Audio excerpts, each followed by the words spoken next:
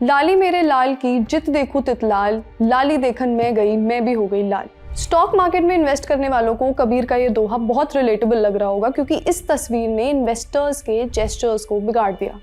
चेहरे का रंग लाल हो गया अंग्रेजी में जब लोगों ने सुना, कहा कि Indian stock market has crashed. Sensex 1065 point से गिरा 82,180 पर क्लोज हुआ। निफ्टी 353 पॉइंट्स गिरा और 25,232 पर क्लोज हुआ। इन्वेस्टर्स ने स्टॉक मार्केट से करीब 9 लाख करोड़ रुपए बाहर निकाले। इसके पीछे कई कारण हैं, आज इस बारे में जानेंगे। और फिर बात करेंगे चांदी पर। 1 किलो चांदी की कीमत आज 3,20,000 रुपए क्रॉस कर चुकी है। सुनने में अजीब ही लग रहा है, क्योंकि ऐसा रिटर्न हाल में किसी मेटल ने नहीं दिया। और इस सब के बीच हम अपने काम की बात करेंगे।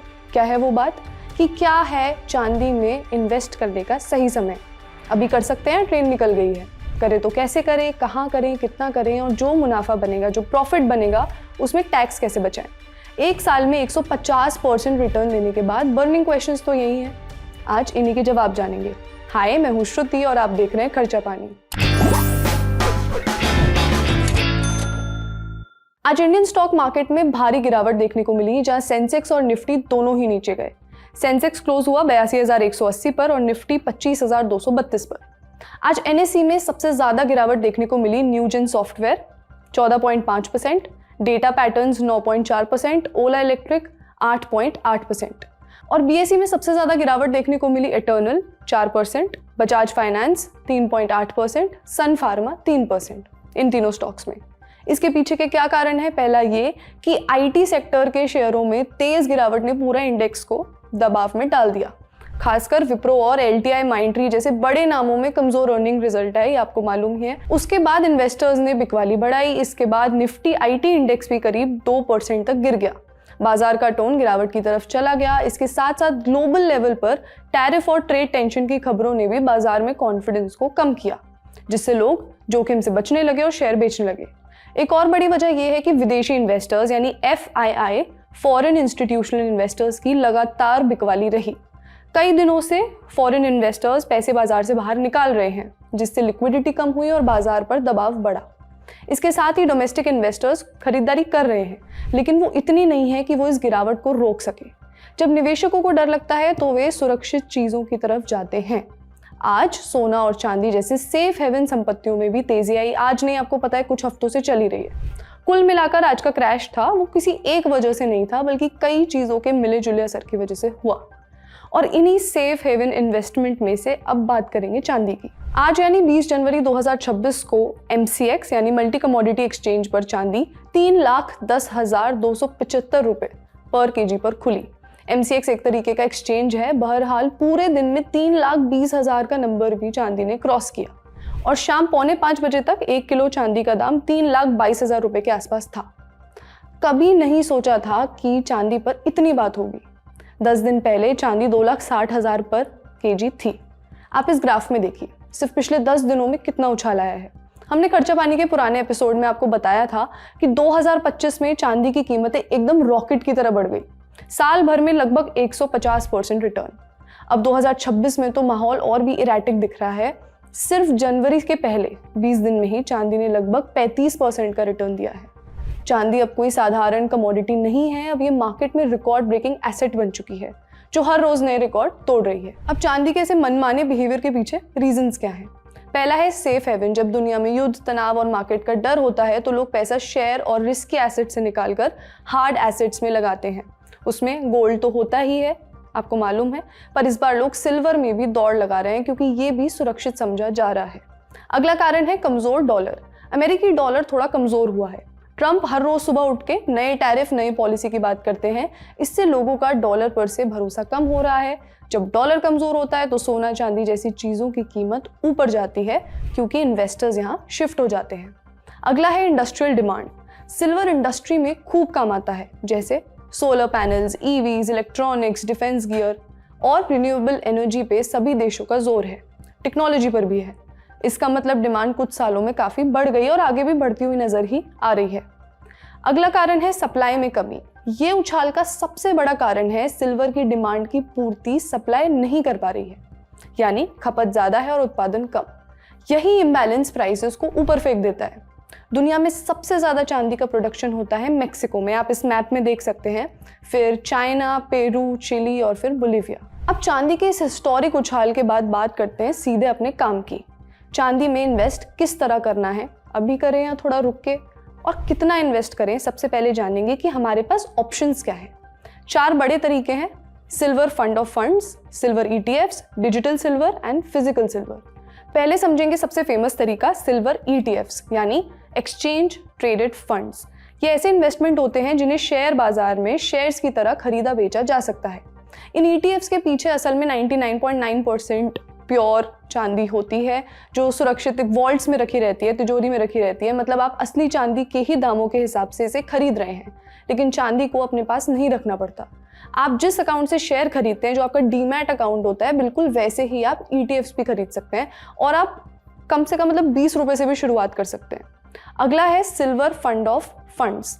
ये एक म्यूचुअल फंड स्कीम होती है जो खुद सीधा चांदी नहीं खरीदती, लेकिन चांदी के ETFs में पैसा लगाती है। यानी अगर आप फंड ऑफ फंड में पैसा डालेंगे तो वो सिल्वर ETF में जाके इन्वेस्ट कर देंगे। इसका फायदा ये है कि जैसे आप SIP में पैसा लगाते हैं, किसी म्यूचुअल फंड स्कीम में एक रेगुलर इंटरवल पर पैसे जाते हैं, हर 15 दिन में, 1 महीने में, 3 महीने में, बिल्कुल वैसे ही, लेकिन चांदी में इसमें भी आप 100 रुपये जैसे छोटे अमाउंट से शुरुआत कर सकते हैं। तीसरा तरीका है डिजिटल सिल्वर। यहाँ आप ऑनलाइन प्लेटफॉर्म्स के जरिए चांदी की यूनिट्स खरीद सकते हैं, और इसके पीछे भी फिजिकल चांदी होती है, पर भारत में यूनिफॉर्म तरह से रेगुलेटेड नहीं है। अलग अलग ऐप्स अपने हिसाब से ऑफर करते हैं। चौथा और सबसे पुराना तरीका है फिजिकल सिल्वर। इसमें सिक्के, सिल्वर बार्स, ज्वेलरी, ये सब खरीदो और खुद संभालो। इसमें GST और मेकिंग चार्जेस भी लगते हैं, और रख रखाव का जोखिम भी रहता है। अब खरीदना तो ठीक है प्रॉफिट बनाने के लिए, लेकिन बेचना पड़ता है, और बेचते वक्त आता है सबका चहीता टैक्स मैनेज करना ज़रूरी है, क्योंकि वही आपके रिटर्न या प्रॉफिट को कम करेगा। अब टैक्स स्ट्रक्चर कुछ इस तरह से है। सिल्वर फंड ऑफ फंड्स, अगर इसमें पैसे 24 महीनों से कम रखते हैं तो प्रॉफिट आपकी इनकम टैक्स स्लैब के हिसाब से टैक्सेबल होगा। अगर 24 महीने से ज़्यादा ऊपर होल्ड करेंगे तो 12.5% का long term capital gains tax लगेगा। यहाँ कोई GST नहीं लगता। अगला है सिल्वर ETFs। उसमें अगर आप 12 महीने से कम होल्ड करते हैं तो प्रॉफिट वही आपकी इनकम टैक्स स्लैब के हिसाब से लगेगा, और 12 महीनों से ज़्यादा होल्ड करने पर 12.5% का LTCG टैक्स लगेगा। ETF पर भी GST नहीं लगता। फिजिकल सिल्वर में, इसमें अगर आप 24 महीने से कम रखेंगे तो वही इनकम टैक्स स्लैब के अंदर रेट लग जाएंगे, लेकिन 24 महीने से ऊपर होल्ड करने पर 12.5% का long term capital gains tax लगेगा।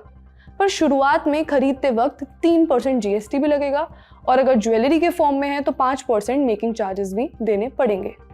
वहीं डिजिटल सिल्वर की बात करें तो शॉर्ट टर्म में स्लैब रेट्स और लॉन्ग टर्म में 12.5%। इसमें ऐप या कंपनी के हिसाब से प्लेटफॉर्म फी या GST भी लग सकता है। अब सवाल ये है कि इन सब में सबसे अच्छा तरीका कौन सा है। एक्सपर्ट्स का मानना है कि अगर आप शुरुआत कर रहे हैं तो सिल्वर ETF अक्सर सबसे ईजी माना जाता है।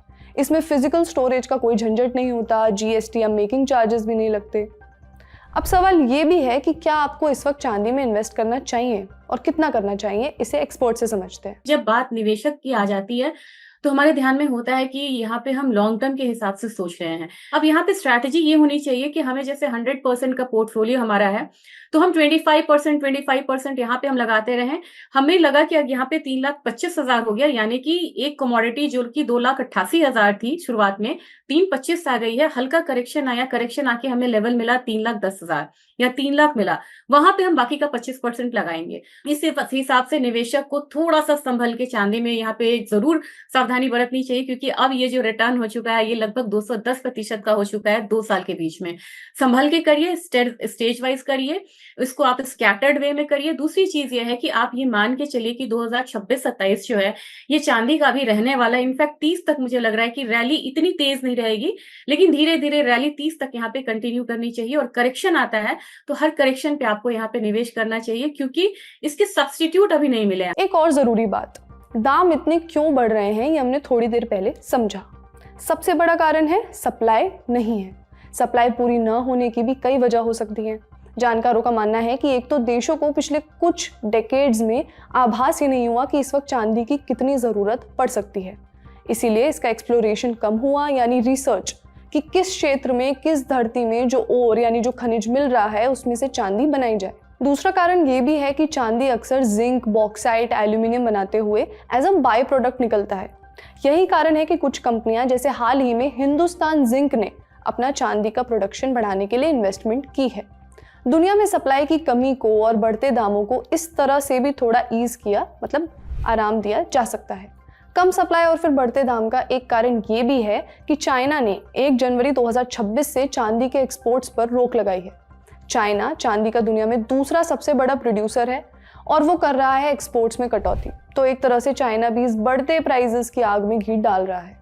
आइए एक्सपर्ट से समझते हैं कि क्या इन बढ़ते दामों के बारे में पॉलिसी मेकर्स कुछ कर सकते हैं। तो हमने देखा कि 30 साल तक तो हमने कुछ एक्सप्लोर ही नहीं करा, क्योंकि जो बहुत गवर्नमेंट होती हैं उनके पास बहुत सारी मजबूरी भी होती है। एक तो आपको पॉल्यूशन का होता है, फंड्स की कमी होती है, आपको टेक्निक की कमी होती है, जिसकी वजह से क्या होता है वो एक्सप्लोरेशन में नहीं जाते हैं। बहुत सारे रेड टेपिज्म भी होते हैं यहाँ पे, बहुत जगह आपको परमिशन लेना पड़ता है, वो परमिट आपको नहीं मिलती है। तो इस वजह से इंडिया ही नहीं, बाहर के देशों में भी देखा गया कि लास्ट के 3 डिकेड में मतलब एक्सप्लोरेशन बहुत कम हुआ है। और एक्सप्लोरेशन जहां कम होगा वहां प्रोडक्शन की तो बात ही नहीं आती। जैसे 16,000 टन की हमारी पूरी, मतलब 16-17,000 टन का हमारा सिल्वर का प्रोडक्शन है, हमने 1/4 को अपने देश में लिया, इंपोर्ट किया, क्योंकि हमें पता है कि आने वाले सामने हमें सप्लाई साइड को स्मूथ करना है। और हर जगह एक टसल है कि आने वाले 1-2 साल का सप्लाई को एक्यूमुलेट करके रखना। तो यहाँ पे गवर्नमेंट ने प्रोएक्टिव स्टेप लिया कि उन्होंने 25% यानी कि वर्ल्ड के टोटल प्रोडक्शन का 1/4 हमारे पास आ गया। तो हमारे पास सिल्वर अवेलेबल है। यही कारण है कि चाइना से ज्यादा हमारा प्रीमियम जो है वो नहीं बढ़ रहा फिजिकल पे। और जबकि आप सिल्वर की आपने बात करी है, तो सिल्वर में दिक्कत तो यह है कि सिल्वर की अपनी माइंस नहीं होती हैं। सिर्फ 30% इनकी अपनी माइंस है, जैसे मैक्सिको, पेरू, आपने इतने अच्छे से बताया। हो सकता है कि वो हमें वहां पे सिल्वर मिले, तो हम बाकी ओर्स को बढ़ा रहे हैं, उसका बाय प्रोडक्ट में सिल्वर अपने आप बढ़ेगा। चांदी ट्रम्प के गुस्से सरीखी है, जो घटती कभी कभार लेकिन हाल फिलहाल के दिनों में हर रोज उछलती खूब है। चांदी पर इन्वेस्ट करना है या नहीं, ये आपका पर्सनल डिसीजन है। बाकी एक फैसला जो हमारे लिए आपको करना है वो बताना है कि वीडियो कैसा था। कमेंट सेक्शन खुला हुआ है। आज का खर्चा पानी यहीं तक। अपना ख्याल रखिए और देखते रहिए द ललन टॉप। शुक्रिया।